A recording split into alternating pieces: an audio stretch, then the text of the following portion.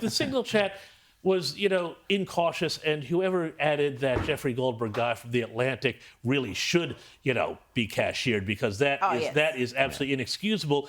Because here's the thing, the Trump administration is about bringing America back to responsibility and people taking responsibility for their mistakes. So there needs to be some accountability on that, but it's not a hanging offense for the whole administration. Let's put that aside. Remember, though, the history of this, when America, was the great nation that Donald Trump wants to get it back to, after Pearl Harbor, President Franklin Roosevelt fired the general who was in charge of the Pacific. Said, this happened on your watch, you're out. What happens after Afghanistan? Well, everybody rallies around, Mark Milley and everybody else and the Pentagon and says, oh, look, all of these, people who are all doing all the diversity stuff in Washington, that hasn't distracted them from their main mission. But of course, it clearly has.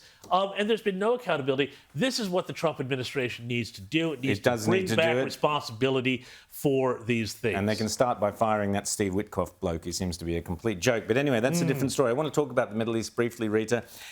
We've seen these demonstrations in Gaza from some very brave individuals who are protesting, Gazans protesting against Hamas. The media doesn't fit the media narrative, so the media is barely touching it. We're not seeing the demonstrations on the streets of Sydney or the Opera House supporting these characters against Hamas, which is what we should be doing, and our politicians should be encouraging this. Because what's going to happen? Only one of two things. Either Hamas is going to wipe these characters out, or, as I passionately hope, Hamas is on the point of being wiped out and is now so weakened that people in the Gaza Strip feel emboldened to turn against them.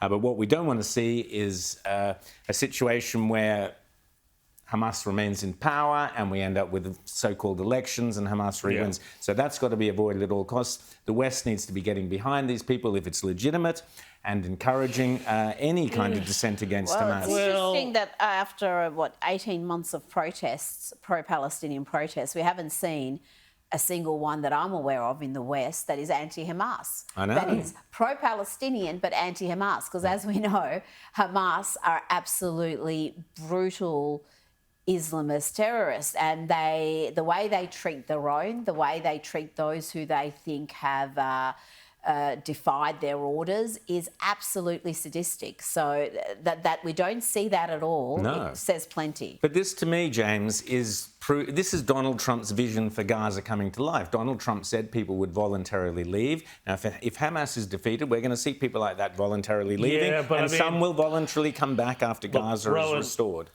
I think we also need to be careful, though, because, how many times in the Middle East in the last Iran, 20 exactly. years? Remember the Iranian Revolution, Rita, you know about this, started out looking like it was a liberalizing movement. And of course, the liberals gave way to Khomeini. When the left and the Islamists get together, it never ends well. The students and the Islamists. But you've got, I have been researching this, and there's terrible report that one of the leaders of these protests in Gaza has been tortured and killed by Hamas. So, of course, we knew that's going to happen.